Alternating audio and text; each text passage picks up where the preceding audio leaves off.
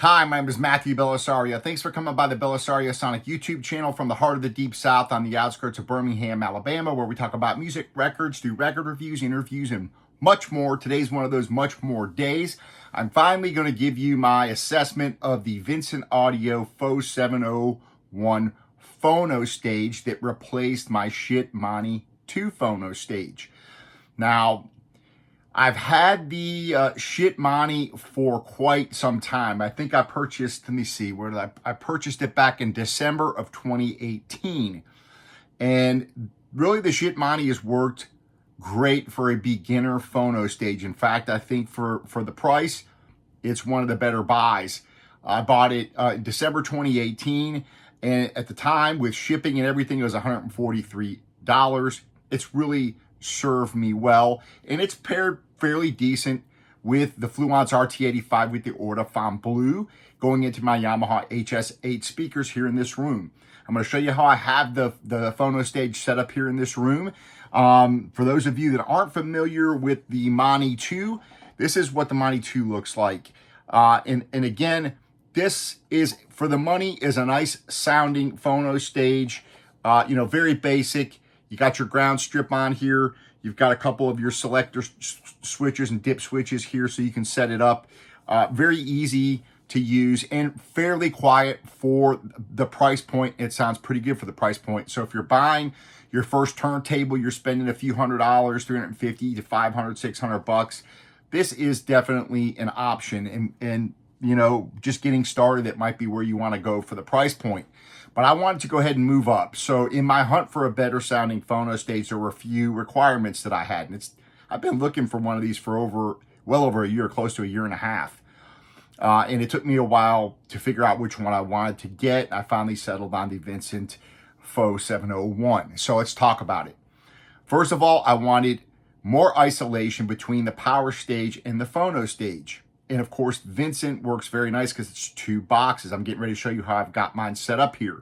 So you'll see how I wired it and how I put the power supply away from the actual Phono-Stage box. So that was really important. In any of the more expensive Phono-Stages that are kind of rack mount, that are larger, there's going to be some division between the power supply section and that Phono-Stage section to keep that noise out. So in a lot of those, you'll see there'll be aluminum or metal piece inside of it that separates the two. In this case, you have two boxes that are completely separate that you can move away from each other, and there's a DIN cable that I ran underneath my table here into the Phono-Stage to power it, and all my audio cables are away from all the power stuff. So I'm going to show you that here in a moment.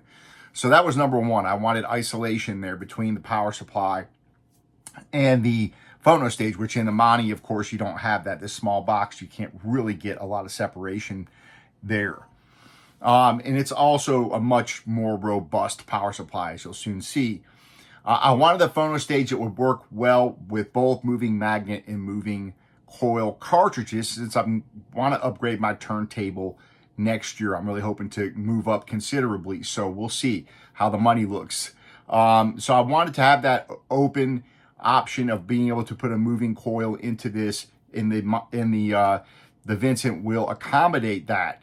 And I also wanted the adjustable settings for cartridge compatibility, and this has the dip switches on the back, and it's got a push button on the back that will allow you to switch between your moving coil.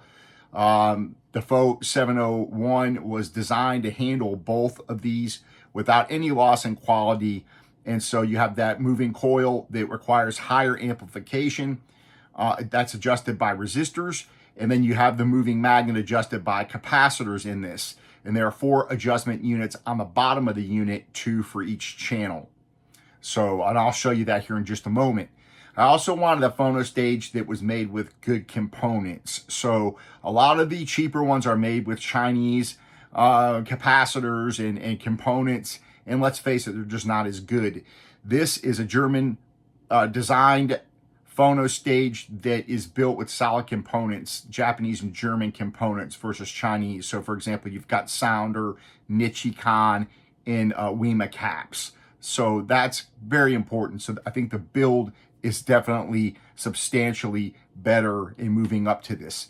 My price point was $1,500 or under. And there were a couple of other options that I was looking at, but I ended up settling on the Vincent 701. It came in at $699. It was on sale, and normally they go for $799. Now, the Vincent, I'm going to go ahead and show you this. I'm going to spin this camera around here and show you how I got this set up here. So you see here is the Vincent Phono-Stage here. This has a single JJ EC82 or 12AU double triode input tube here, which can be changed out with a number of different types of tubes. So if you want to change this out and get different sound, you can do that. There's two pairs of RCA jacks on the back, one for your input, one for your output, and there's a USB plug on the back of this as well, which would allow you to digitize your records if you wanted to. There's also a dimming switch on the back of this unit where you can, dim this light back here. So if you want to make it brighter or dimmer, you can see there, or turn it all the way off, you can do that. So just cosmetic. As far as the dip switches go, it's important because the Ortofon Blue here that I've got on my Fluance RT-85, which you can see here, you can get this set up really nice as far as the compatibility goes. And I'm going to talk about the settings here in just a moment. But over here on this side, you can see is where I've got the power supply. So it's completely isolated from over here where this is at. And the cable is nice and long, so you can put these pretty far apart. I've got the DIN cable running underneath this table here, which plugs into my Phono-Stage. It keeps everything isolated. All my audio cables are up top here, and you can see I got some of these nice thick RCA cables here, and that go over to the input that goes into my Yamaha HS8 speakers here. As far as the dip switches go, they are on the bottom of this unit, and you can see them there at the bottom, hopefully. Let me see. Trying to see if you can see that, but there's there's banks of dip switches down there. And there's a couple of different settings that you can use depending on what you're going for as far as the sound goes. Now, there are certain recommended specifications depending on the cartridge that you're using, okay? So on mine, as the dip switches go, you leave dip switches 3 through 6 off, since those don't have anything to do with the moving magnets cartridges. And that's what the Ortofon Blue is a moving magnet cartridge. Then you've got dip switch 1 on or dip switch 2 on only. Those are the two things that I experimented with. I ended up going with dip switch 2 on. And the reason is it kind of falls better into the specs of the cartridge. So with dip switch 2 on, you have 230 picofarads of capacitive loading, and the manufacturer, Ortofon, recommends between 150 and 300 picofarads of capacitance. So that falls right in the center. If you just leave dip switch 1 on, you only get 115 picofarads. So you're below the manufacturer specs, and I could definitely hear the difference. Or it was quieter, for one thing, and it also just didn't have as much of a, it wasn't as full sounding. It wasn't as, the sound stage wasn't as big, and you didn't have as much depth. It just didn't sound as good. And I went back and forth between those two settings, and I settled on that switch 2, giving that 235 picofarads of capacitance loading. So it really gave me a full, rich sound. It falls right in the sweet spot of the manufacturer specs. So if you have an Ortofon Blue, this really sets up nice to a nice compatibility with that. Now let's go to the sound comparison.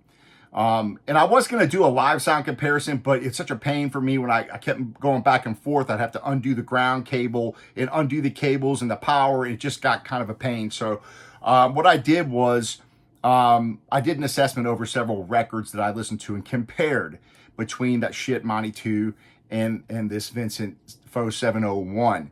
So I've listened to several records now over several weeks, a lot, all in the same room, all back and forth. This amp, the Vincent, is quieter. So when I cranked up the volume loud without anything going, playing on the turntable, I cranked it up as loud as I could get with both of these, and the Mani was noticeably louder. So the noise floor is considerably less on that PHO-701. So that's nice. And the Mani is not a loud preamp. And the Mani is not, again, it's quiet for what you get. But the Vincent PHO-701 I found to be a bit quieter. On rock albums, so I reviewed Foreigner's Double Vision, comparing that record on both of those. The guitars were just punchier. The vocals were warmer on the Vincent. The soundstage sounded bigger and more impactful. I hear more separation between the instruments. So when I went to the jazz records, it was even more noticeable, and that's what I listen to. I do a lot of jazz reviews, as you guys know that follow the channel, and there was immediately, I noticed a warmer, more three-dimensional sound on my jazz records. There was a more tonal balance between the highs, the mids, and the lows. So everything just sounded more balanced. It sounded more full. But I did notice the highs were clearer and the bass was more full and punchier. The mids, there wasn't a ton of difference in the mids. So listening back and forth, the Mani mid-range sound was very similar to this one, I thought. But what I really heard the difference was on the high end, the details, and that bass, which just sounded more full, more boomier. So that was definitely a big difference, and that was definitely noticeable on those jazz records. They just sounded so much warmer and richer and more three-dimensional. And the instrument separation was definitely more noticeable. So overall, the Vincent's definitely a big improvement to the Shiit Mani 2. Of course, you're paying a lot more. You're talking, you know, from what I paid for it, $143 back in 2018. I paid $699, $700 for this. So it's quite a bit more money. But again, you've got just a completely different type of build here. You've got the separation, the power supply separation from your Phono-Stage. It's a cool looking amp if you're into that. Me, I'm, you know, typical guy. I don't really care a whole lot what it looks like as long as it sounds good, but it is kind of cool. It's got the tube in the front there, and you know, you got the little lamp there. You can set it up and it looks kind of cool there. You turn the lights down if you like that kind of stuff. For the price, I think it would be hard to match what you get for $800. To move up to another grade, you're looking at probably $1,300 to $1,500. So for me, there's no other that I know of. I don't think there's any other Phono-Stages that come with two separate boxes like this for this price point. And I think that this is going to be a Phono-Stage I can grow with. So hopefully next year I'm going to significantly upgrade my turntable from the Fluance, and this will grow with me and will accommodate whatever turntable that I decide to get, which I'm going to try to go somewhere around maybe $1,500 or so for my next turntable, which will be another significant increase for me. So if you guys have any suggestions on turntable upgrades, please leave them in the comments. You guys are great. There's a lot of really knowledgeable people that watch this channel, and they give great advice and have great suggestions on equipment. So if you have any suggestions on turntables, whether they're used or new, leave your recommendation on what I should do to step up into a new turntable. So I'm happy with this purchase, and it's definitely was a pretty significant upgrade from the Shiit Mani 2, and it definitely pairs well with that Ortofon Blue cartridge. So, and again, it's going to be compatible with moving coil or moving magnet cartridges going forward. So I'm pretty happy with it. There's my assessment. The Vincent Audio PHO-701 definitely gets a thumbs up for me. All right, take care.